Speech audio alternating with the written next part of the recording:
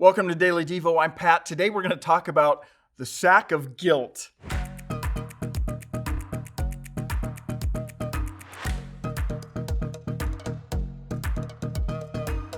There is this interesting fact in which nearly everyone will always hold back a certain percentage of information, even in a confession.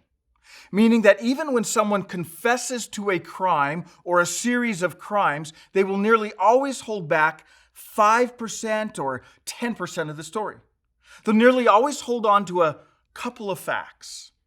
So take an extreme case such as a serial killer or a serial bank robber. Why would they confess to a cluster of crimes that will put them behind bars or maybe even get them the death penalty only to hold back some details? What good does it do them? Actually, there's a plethora of psychological studies that have been done or are being done regarding why people will choose to hold on to that 5% or 10% of information, even in a confession. Why? Why would they do this? And probably the question you're really asking right now is, what does this possibly have to do with me? You probably haven't been robbing banks lately or committing a string of serious crimes, but studies display that we do the same thing in our confessions. We will confess, but we will also hold back that small percentage or hold back a few details. We come clean, but, well, not completely. And that's not healthy. Seriously, it's actually bad for our health. Let me put aside confessions to other humans and speak specifically to the sack of guilt that we bring to God.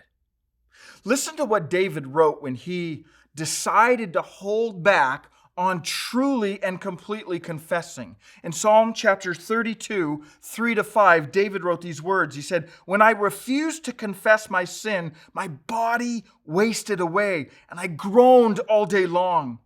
Day and night, your hand of discipline was heavy on me. My strength evaporated like water in the summer heat.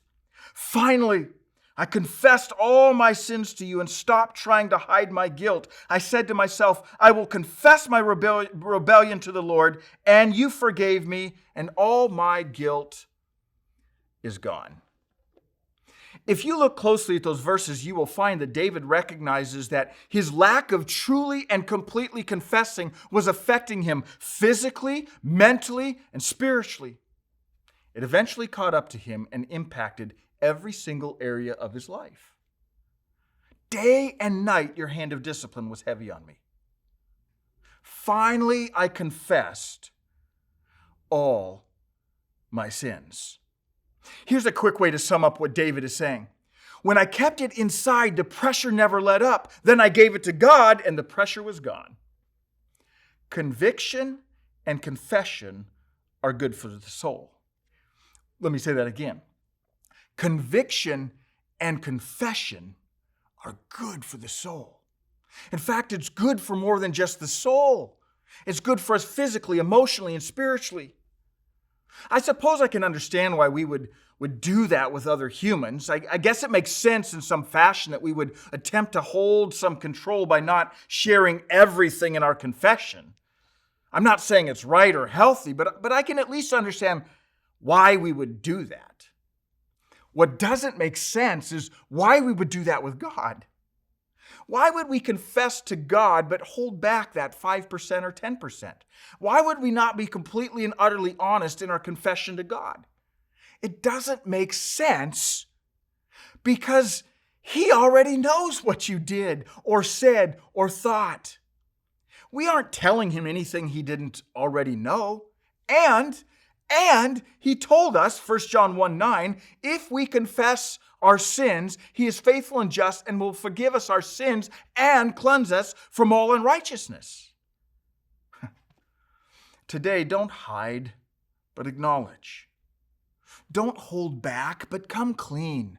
Don't pretend He doesn't know everything you did and everything you said and everything you thought. Don't forget that in spite of knowing all of this, He'll never stop loving you. Don't forget that 2,000 years ago, He already paid the penalty for that sin. Ponder the hope and health of of your eternal pardon today. Don't confess, but not really confess.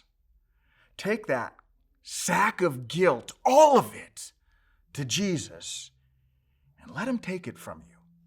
Conviction and confession are good for the soul.